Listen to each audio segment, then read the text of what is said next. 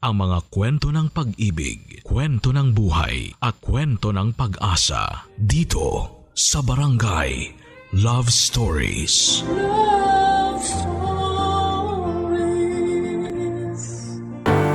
Ang pagiging magulang ay isang panghabang buhay na tungkulin.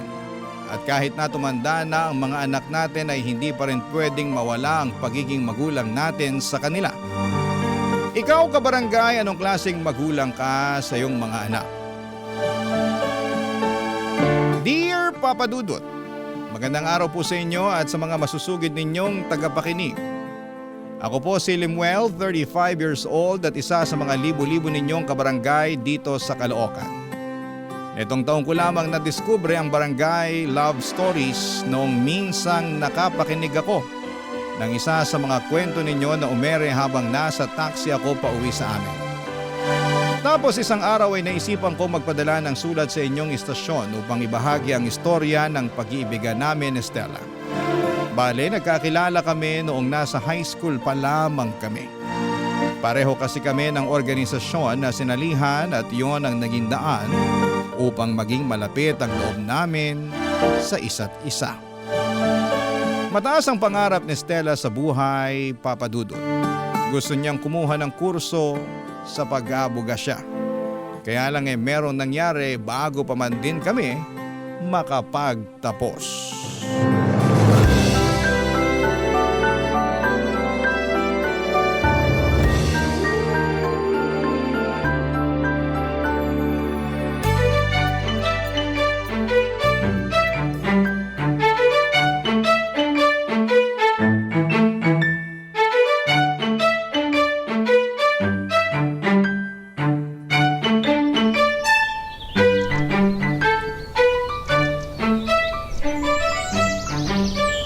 Problema ba tayo na hindi ko alam? Wala.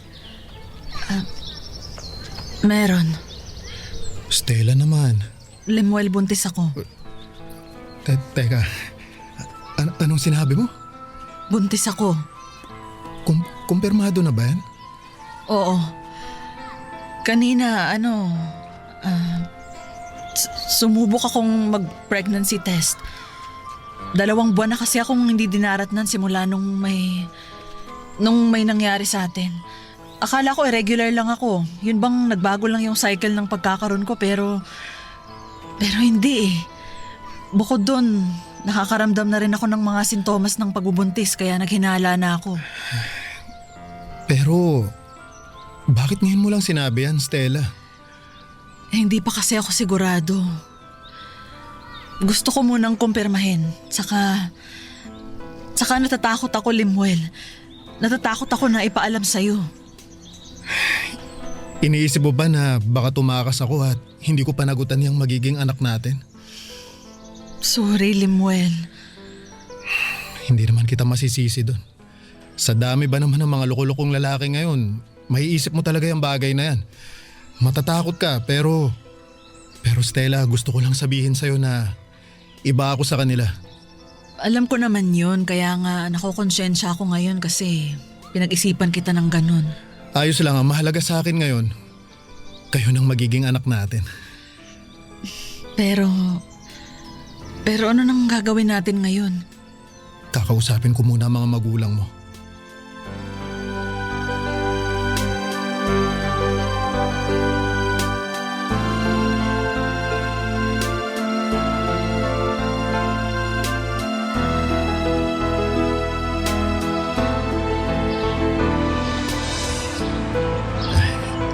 Tito, tita, pinapangako ko po na pananagutan ko ang inyong anak. Hindi ko po siya tatakasan. At magsisikap po ako para mabigyan ko si Stella ng magandang kinabukasan. Sila ng magiging anak namin. Napag-usapan po namin ni Lemuel na hihinto muna kami pareho sa pag-aaral. Ako para matutukan ng pagbubuntis ko tapos si Lemuel maghahanap naman po siya ng trabaho. Opo, tama po si Stella. At may plano ka pa bang bumalik sa pag-aaral pagkapanganak mo, anak? Opo, Ma. Sana gustuhin mo pa kasi mahirap maging nanay. Baka nga maubos lang ang oras mo sa pag-aalaga sa anak ninyo. At sana kayanin mo rin, Lemuel. Dahil hindi biro ang maging padre de pamilya. Mahirap magtaguyod ng anak at asawa lalo na sa edad niyong yan. Opo, kakayanin ko po at gagawin ko ang lahat. Hindi po ako susuko kahit na mahirapan ako. Pangako po yan.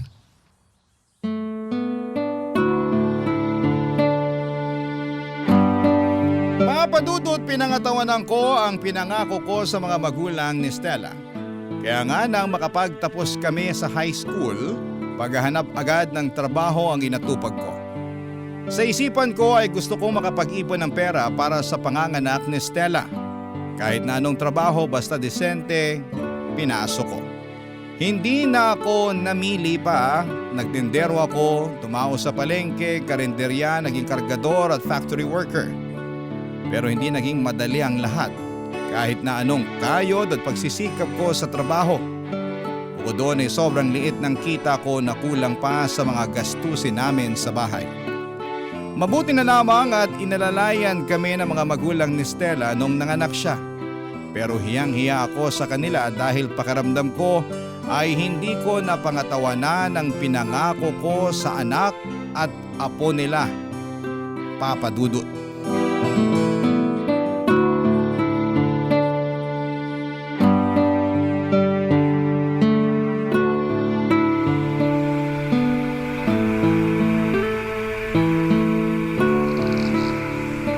Mahal, pwede bang mag-usap tayo? Oo naman. Tungkol saan ba yung pag-uusapan natin? Tungkol sa atin. Ang totoo, nahihiya na ako sa mga magulang mo kasi hanggang ngayon, eto, nakikitara pa rin tayo dito sa bahay nila. Bakit ka naman mahihiya? Ay nag-aabot ka naman ng ambag para sa mga bayarin dito sa bahay. Oo, pero pakiramdam ko kulang pa rin yun. At madalas, sila ang sumasalo ng mga gastusin. Buti nga mababait yung mga magulang mo kahit kailan. Hindi ako nakarinig ng reklamo sa kanila. Tapos, mahal na mahal pa nila yung anak natin kaya malaki talaga ang pasasalamat ko sa kanila. Pero syempre naman, iba pa rin kapag nakabukod na tayo. Pangarap ko sa inyo yan ang anak natin eh. Pangarap ko rin naman yan. Pero sa ngayon, alam ko na hindi pa natin kaya. Oo nga eh. Salit ba naman ang kinikita ko? Madalas, sapat lang at kung minsan, kulang pa nga para sa atin. Tapos lumalaki na rin yung anak natin. Napag-isip-isip ko na hindi pwedeng habang buhay na ganito ako. Ano bang sinasabi mo? Anong ganyan ka lang? Na mababa ang kinikita. Paano ko na lang matutupad yung pinangako ko sa mga magulang mo nun kung hanggang ngayon iipon sa bangko wala pa tayo. Natupad mo naman ang mga pangako mo sa kanila. Tinaguyod mo nga kami ng anak natin, oh. At nagsisikap ka. Oo, pero nakukulangan pa rin ako eh. Mahal, ano bang ibig mong sabihin? May gusto ka bang tumbukin sa usapan nating to, ha? Oo, Stella, meron. Kung ganon, sabihin mo na. Pangako, makikinig ako. Ganito kasi, inalok ako ng kaibigan ko na magtrabaho sa ibang bansa. Gusto ko sanang subukan para makapag-ipon tayo ng pera para sa kinabukasan ng pamilya natin. Saang bansa ba yan, mahal? Sa Saudi sana. Hindi ba mapanganib dun? Kahit saan naman mapanganib basta dodoblehin na lang ang ingat. Pero paano kami ng anak mo? Mapapalayo ka sa amin, Limuel. Oo, alam ko, Stella. Ayaw ko rin naman na umalis, kaya lang kung mananatili ako dito sa Pilipinas, lalong babagal ang pag-asenso natin. Sa liit ng kinikita ko rito, di tayo agad makakapag-ipon para sa pag-aaral ng anak natin. Ayoko naman na iaasa pa rin sa mga magulang mo ang bagay na yun, mahal, grabe yun. Naiintindihan ko naman, pero hindi ko lang din talaga mapigilang matakot para sa kaligtasan mo pagdating mo dun sa Saudi. Pangako, mahal. Lagi ako mag-iingat. Mabilis lang naman yung mga araw eh. Hindi na lang natin mamamalayan na tapos na pala ang kontrata ko doon tapos pauwi na ako sa inyo rito sa Pilipinas. Sana nga. Basta, palagi kang mag-iingat dun at wag mo kaming kalilimutan ng anak mo rito, ha? Oo naman. Kayo talaga ni Maika ang inspirasyon ko at tanging dahilan kaya ako magsasakripisyo. Pangako, babalik ako rito sa atin at pagkatapos, hindi na tayo magkakahiwalay.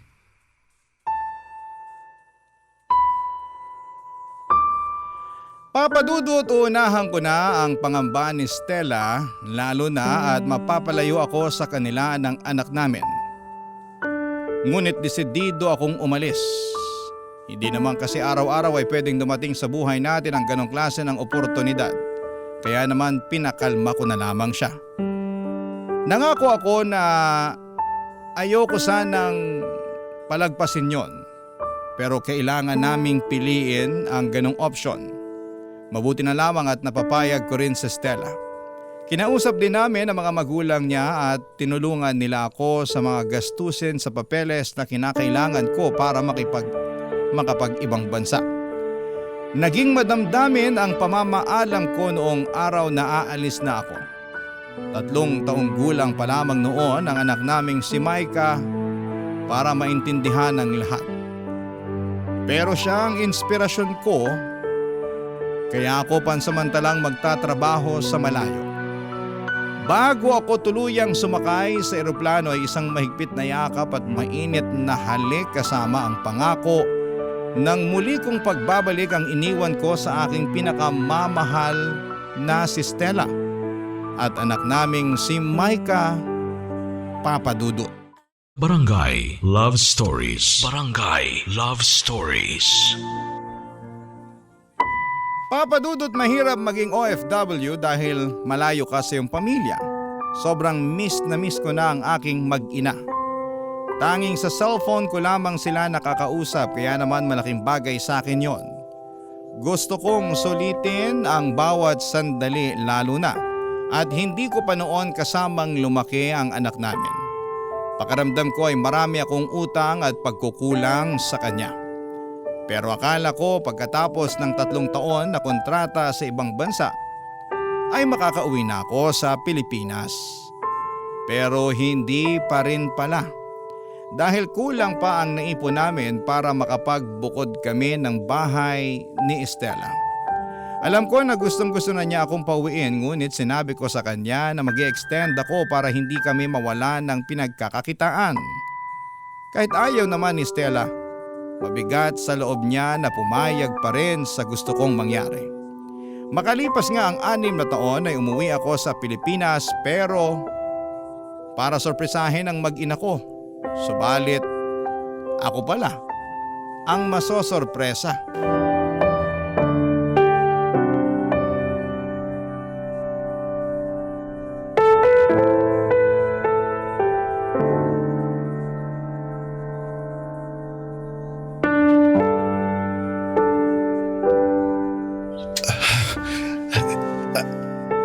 Anong sinabi mo?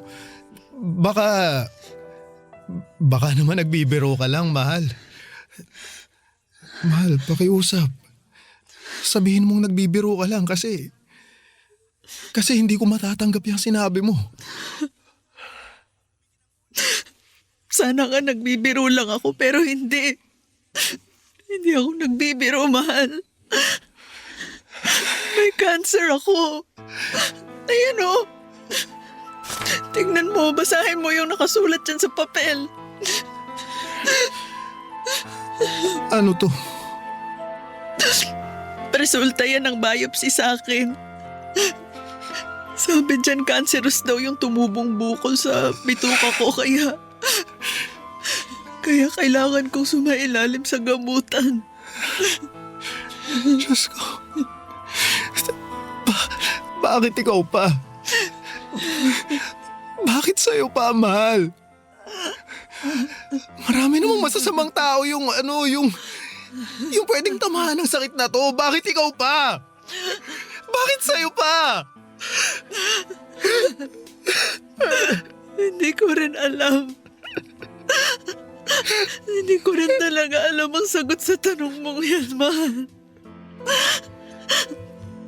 Simula nung malaman ko yung resulta ng pagsusuri sa akin at hanggang ngayon hindi pa rin ako makapag-isip ng matino. Katulad mo, gulong-gulo yung isip ko. Marami akong tanong sa Diyos kagaya ng mga tanong mo pero basta naing sa akin ang matinding takot.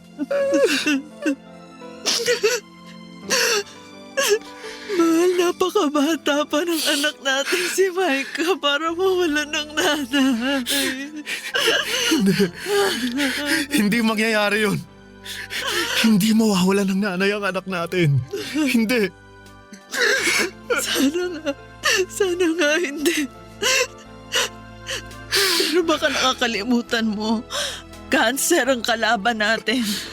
Traidor ang sakit na to at konti lang ang gumagaling dito. Alam ko. Pero kailangan pa rin nating manalig sa Panginoon habang nakikipaglaban sa sakit na yan. Oo. Konti lang ang gumagaling pero meron pa rin gumagaling, mahal.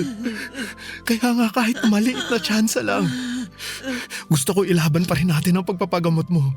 Ha, mahal? Ayaw ka naming mawala ng anak natin, mahal. Ayoko pa rin namang mawala eh. Marami pa tayong gagawin, di ba? Pag umuwi ka na talaga rito sa atin, pag hindi mo na kailangan bumalik sa ibang bansa para magtrabaho, di ba sabi mo marami tayong gagawin. Oo, mahal. Marami tayong lugar na pupuntahan kasama yung anak natin. Sabi mo, mahal, mabawi ka pa sa amin ni Micah, di ba? Oo, mahal. Oo. Marami pa tayong gagawin. Kaya nga lumaban ka.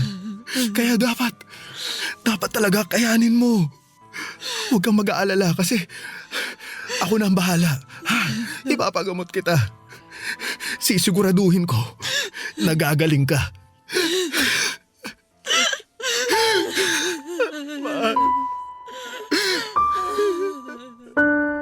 Papa Dudut, sobrang sakit na malamang merong malubhang karamdaman si Stella. Hindi yon ang klase ng sorpresa na inaasahan ko pag uwi ko sa amin.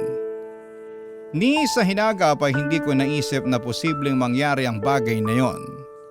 Kaya nga lalo akong nagsikap na magtrabaho para matustusan ang pagpapagamot ng aking pinakamamahal na si Stella. Habang nasa Pilipinas ako ay nagpakasal kami ni Stella sa huwes at kahit na malungkot ang muli naming pagkikita, para sa akin ay pinakamasaya pa ring pangyayari. Ang sa wakas ay napakasalan ko na ang babaeng pinakamamahal ko. 3 buwan lamang akong nanatili sa Pilipinas bago ako bumalik sa ibang bansa at naging sobrang lungkot at madamdamin na naman ang pag-alis ko. Katulad noong unang beses akong umalis, nangako ako kay Stella na magbabalik ako. At nangako rin siya sa akin na maghihintay siya sa aking pagbabalik. At kahit na may takot sa dibdib dahil baka yun na ang huli naming pagkikita, tinuloy ko pa rin ang pag-iibang bansa. Kaya lang ay makalipas ang higit 1 taong pakikipaglaban ni Stella sa kanyang sakit, ay tuluyan na siyang inagaw sa amin ang kamatayan. Hindi ako nakauwi kaagad noon at kinailangan ko pang magmakaawa sa amo ko para namang payagan akong umuwi ng Pilipinas kahit na ilang araw lang.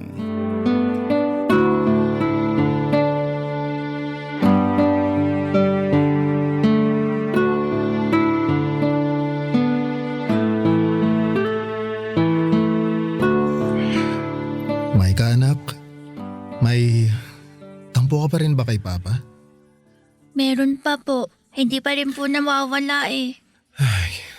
Aalis na ako bukas. At baka matagalan pa ulit ang pagkikita natin. Hindi ko kasi sigurado kung papayagan pa ako na makauwi ng amo ko rito sa atin dahil biglaan lang din tong uwi ko nung nalaman ko na wala nang mama mo. Eh bakit po kasi kailangan nyo pang umalis? Hindi ba pwedeng dito na lang kayo sa atin? Hindi pwede, anak eh. Bakit nga po? Kasi anak, nasa malayo ang trabaho ko. Pwede rin naman po kayo magtrabaho dito sa malapit ah. Yung tatay nga po ng kaklase ko dito lang nagtatrabaho kaya bakit hindi na lang po kayo dumito sa atin pa? Anak, gustuhin ko man pero malaki kasi ang pangangailangan natin sa pera eh. Lalo na naubos ang ipon ko nung nagkasakit ang mama mo.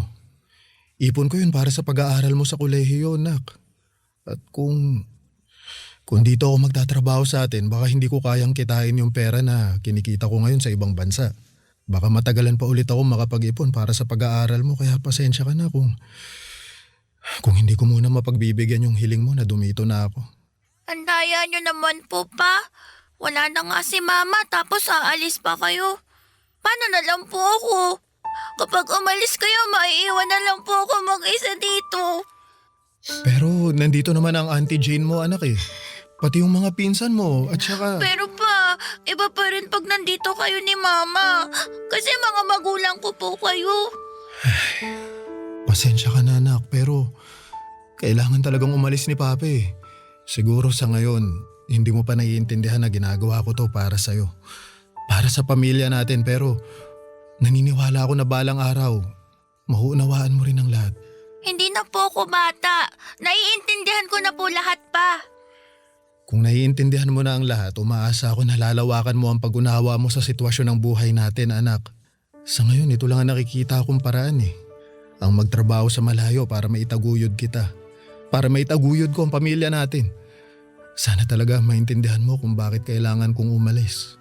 Kahit na gustong gusto ko na lang na manatili rito para makasama ka.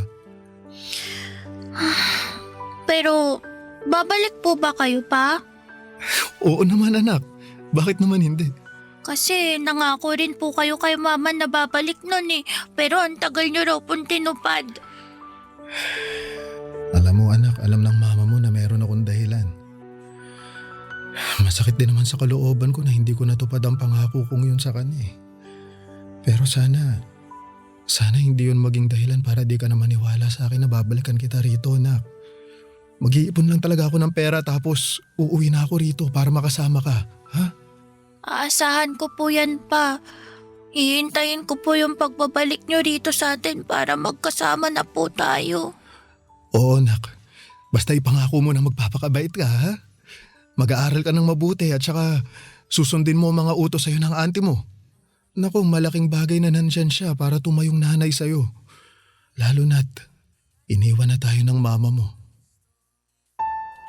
Papadudot, sobrang bigat ng kalooban ko noong umuwi ako noon sa Pilipinas dahil imbes na mainit na yakap ang sumalubong sa akin ay mahimbing na natutulog na Stella ang nadatnan ko. Para lamang natutulog ang asawa ko habang nakahimlay. Yun nga lang hindi na siya magigising pa kailanman. Nagluksa ako ng husto at sinisisi ko ang sarili ko sa mga nangyari. Tapos may tampo pa sa akin si Micah dahil sa mga pagkukulang ko sa kanya. Pero alam ko sa aking puso na ginagawa ko lang ang makakaya ko para sa kinabukasan niya. Kaya tiniis ko ang hirap, lungkot at pangungulila ng pagtatrabaho sa ibang bansa. Umasa ako na balang araw ay maiintindihan ni Micah ang mga sakripisyo ko, papadudot. Barangay Love Stories. Barangay Love Stories.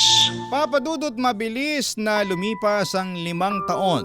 Habang abala ako sa pagtatrabaho ay meron na lamang ibinalita sa akin si Jane, ang kapatid ni Stella na nag-aalaga sa anak naming si Micah. Ayon sa kanya ay buntis daw ang 16 anyos kong unika iha. Kahit gusto kong magalit sa anak ko ay hindi ko ginawa dahil nasa malayo ako at alam kong baka lumayo lamang ang loob niya sa akin. Kaya naman inunawa ko pa rin si Micah nang ibalita sa akin ng tiyahin niyang si Jane na nagdadalang tao siya.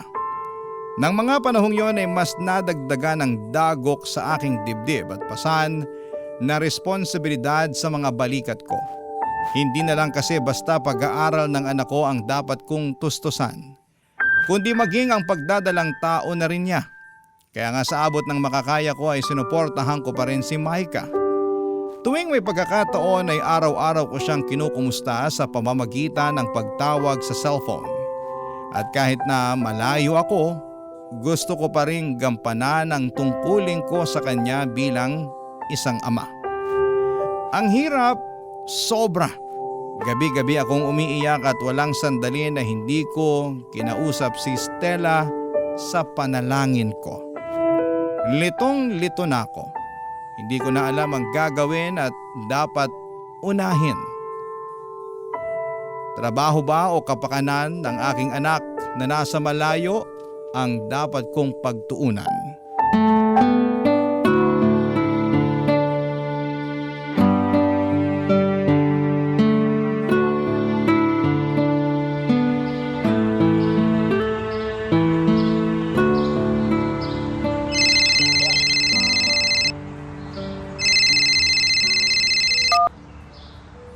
O anak, napatawag ka. Pa, kailan po ba kayo uuwi rito sa atin? Pasensya ka na anak pero hindi ko pa masabi. Hindi ko pa alam kung kailan. Bakit po? Hindi po ba kayo pwedeng magpaalam sa amo nyo? Naku, pag ginawa ko yun baka matanggal na ako sa trabaho. Naghigpit na sila rito. Hindi na pwedeng basta-basta umuwi ang isang trabahante sa bansa nila kung kailan nila gusto. Meron silang patakaran dito na dapat naming sundin. Ganun po ba? Oo na, kaya pasensya ka na talaga. Ha? Pasensya ka na kung hindi ko pa kayang pagbigyan yung gusto mo. Pero, pa, kailangan ko po kayo rito eh. O, bakit? May nangyari ba? Wala naman po. Sigurado ka ba, Maika? Opo. Pa, namimiss ko lang po talaga kayo eh. 5 taon na rin po simula nung huling beses tayong nagkita. Hindi naman po kayo nakauwi rito sa atin katulad nung pangako nyo sa akin nun, di ba? Pasensya ka na anak ha. Mahal niyo pa po ba ako, pa? Oo naman. Bakit mo naman natanong yan? Kasi parang hindi ko maramdaman yung pagmamahal niyo sa akin dahil malayo tayo sa isa't isa.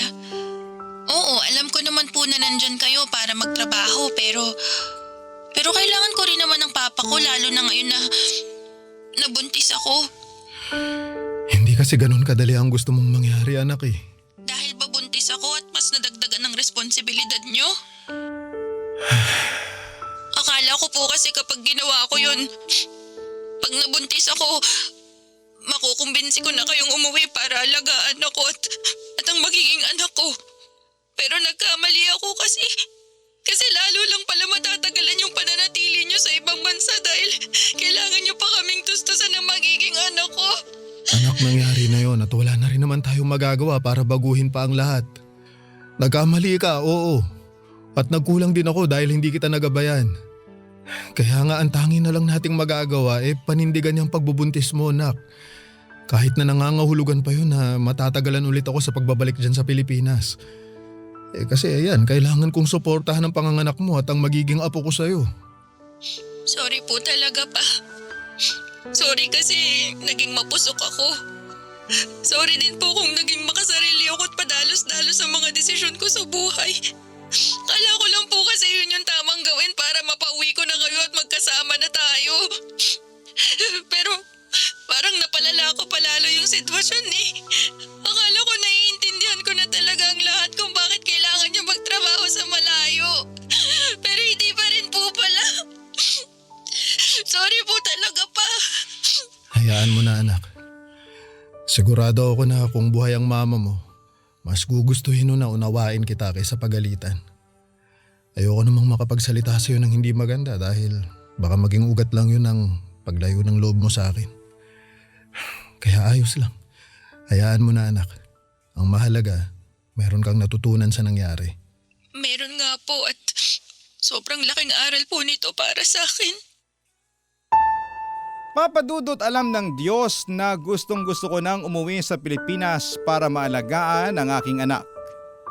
Pero takot ako na bumalik sa umpisa sakaling hindi ako agad makahanap ng mapagkakakitaan pag uwi ko sa bansa natin.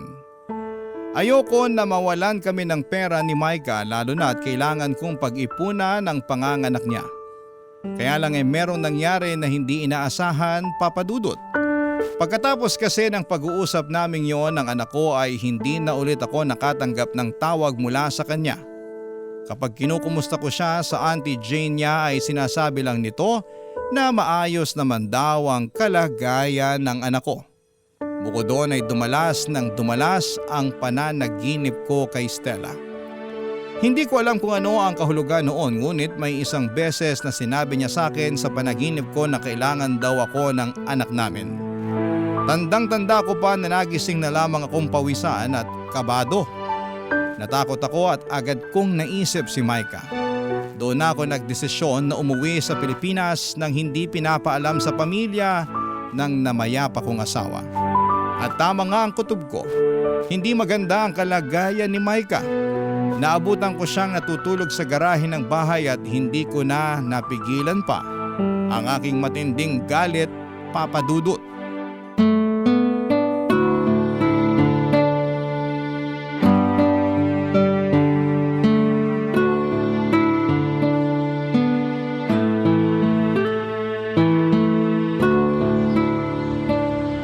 Jane! Lumabas ka sabi! Harapin mo ako! Ano bang iingay yun? Kitang natutulog pa yung Kuya Limuel, Oo, Jane, ako nga. anong ginagawa mo rito? Bakit wala ka man lang pasabi na uuwi ka pala? Kung sinabi ko, baka hindi ko malaman ang pinaggagawa mo sa anak ko. Ang kapal ng mukha mong patulugin sa labas si Micah, kita mong buntis nga siya. Sanay namang matulog sa labas yung anak mo. Kaya bakit ako mag-aalala? Hoy, para sa kaalaman mo, bago nabuntis yung magaling mong anak, hindi na yan umuuwi rito sa atin. Ewan ko kung saan siya nagpupunta. Tapos isang araw, bigla na lang siyang umuwi rito para sabihin may laman ng bata yung tiyan niya. Pero hindi pa rin tama na patulugin mo siya sa labas. Ikaw, may galit ka ba sa anak ko? Sabihin mo sa akin ngayon din. Ano? Sumagot ka, Jane. Oo, meron! At hindi lang sa kanya, kundi sa'yo na rin! Sa akin din? Bakit? Anong kasalanan namin sa'yo? Malaki! Malaki, Limuel! Kasi nang dahil sa inyo ng anak mong yan, hindi natupad ng ate ko ang mga pangarap niya sa buhay. Kasalanan mo kasi binuntis mo siya ng maaga at kinailangan niyang kalimutan ng kanyang sarili dahil inuna niyang magpakananay sa anak niyo. Tapos namatay pa siya ng maaga. Namatay siya ng mag-isa dahil nasa malayo ka. Namatay siya na hinahanap ka kahit na ako naman ang laging nasa tabi niya. Kung alam mo lang na walang araw simula nung nagkasakit siya ng malubha na hindi kanya naging bukang bibig at hanggang sa kamatayan niya, ikaw pa rin ang hinahanap-hanap niya. Pero mali pa rin na idamay mo ang anak namin sa galit mo sa akin, Jane. Pamangkin mo si Micah. Kadugo mo siya. Ibinili namin siya sa'yo ni Stella. Alam ko. Pero naging matigas ang ulo ng anak niyo. Kaya naman lumayo ang loob ko sa kanya hanggang sa mawalan na ako ng pakialam sa kanya. Buti nga hindi ko pa siya tuluyang pinalalayas dito sa pamamahay namin . O tapos ngayon, magdadagdag pa siya ng palamunin. Kambihira. Jane, wala ka pa rin karapatan na tratuhin ng masama ang anak ko dahil hindi naman ako nagkulang sa kanya. Oo, wala ako nung mga panahong kinailangan nila ako ni Stella pero di ba, nandun ako sa ibang bansa para maghanap buhay. Nagtatrabaho ako sa malayo para may maipadala akong pera sa inyo tapos malalaman ko na ganito lang ang ginagawa mo sa anak ko. Sobrang sama mo naman, Jane. May konsensya ka pa ba? Sigurado ako na kung buhay si Stella, magagalit siya ng husto sa'yo. Buti pa iaalis ko na sa poder ninyo tong anak ko. Dahil wala kayong kwentang kamag-anak! Papa Dudut, gusto ko sanang sampahan ng kaso si Jane pero pinigilan lamang ako ni Micah. Sa uli ay nakumbinsi niya ako na tantanan na lamang ang tiyahin niya. Ngunit ng araw na yon ay tinulungan ko mag-impake ng mga gamit at damit niya ang anak ko upang makaalis sa poder ni na Jane. Pinangako ko sa aking sarili na hinding-hindi na kami tatapak sa lugar na yon at kakalimutan na namin ang pamilya ng aking asawa.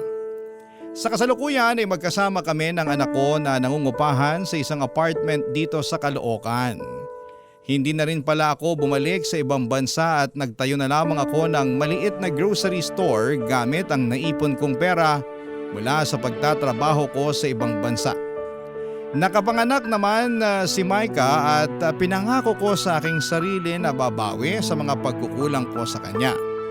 Sa ngayon ay nag-iipon ako ng pera para muling makapag-aral ang anak ko pag lumaki-laki na ang aking apo.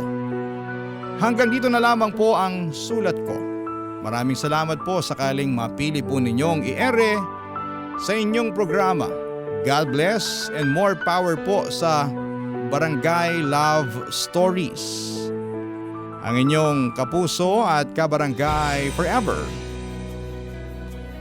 Limuel. Magkwentuhan naman tayo dito sa comment section.